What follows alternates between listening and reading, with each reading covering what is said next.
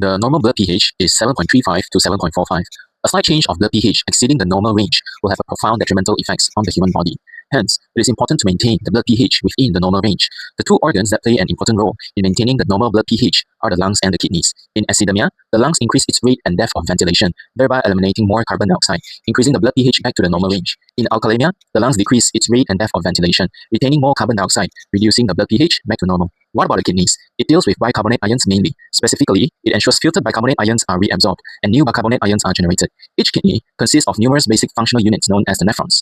It is thanks to the kidney nephrons that kidneys are able to filter out toxic waste substances from the blood. The proximal convoluted tubule is a site of reabsorption of filtered bicarbonate ion, as bicarbonate ions are constantly being filtered into the Bowman's capsule from the glomerulus. And it is thanks to the proximal convoluted tubule, the thick ascending limb of loop of Henle, and the collecting ducts that new bicarbonate ions are generated. Let me first explain how filtered bicarbonate ions are reabsorbed.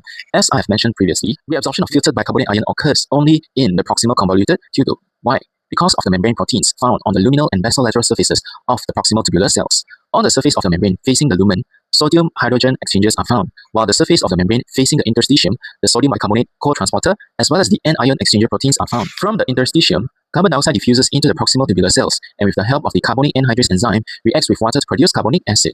It dissociates to produce hydrogen ion and bicarbonate ion. It is this hydrogen ion that is secreted into the lumen via the sodium-hydrogen exchanger, such that when it combines with the filtered bicarbonate ion to form the carbonic acid, to produce the carbon dioxide and water, with its carbon dioxide diffusing into the proximal tubular cells, made it seem as though the bicarbonate ion already produced from prior carbon dioxide diffusion into the cell, taken up by the interstitium via the cell's basolateral membrane proteins, is the result of the filtered bicarbonate ion that is combined with the hydrogen ion secreted into the lumen. In other words, the body recovers the equivalent amount of bicarbonate ion that was filtered without allowing it to escape in urine. For the generation of new bicarbonate ions, it involves the collecting duct of the nephron, and in a separate mechanism, a combination of the work of the proximal convoluted tubule, the thick ascending limb of Henle loop, and the collecting duct, as that's where not only will hydrogen ion be made to combine with the phosphate buffer, it is also where it is made to combine with ammonia, both of which do not involve the bicarbonate ions directly, allowing all of the bicarbonate ion taken up by the interstitium to be considered as net. In the collecting duct, carbon dioxide diffuses from the interstitium into the intercalator cell, reacts with water with the help of carbonic anhydrase enzyme, producing the carbonic acid that dissociates into hydrogen ion and bicarbonate ion.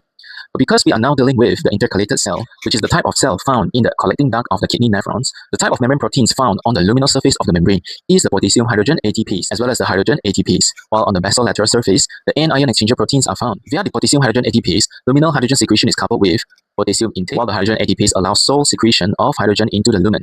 There, it combines with the phosphate ions and ultimately eliminated from the kidney lumen in the form of NaH2PO4. And because the phosphate ion is there to accept the hydrogen secreted into the lumen, the bicarbonate ion can then be taken up by the interstitium via the anion exchanger protein, causing the cellular intake of chloride ion.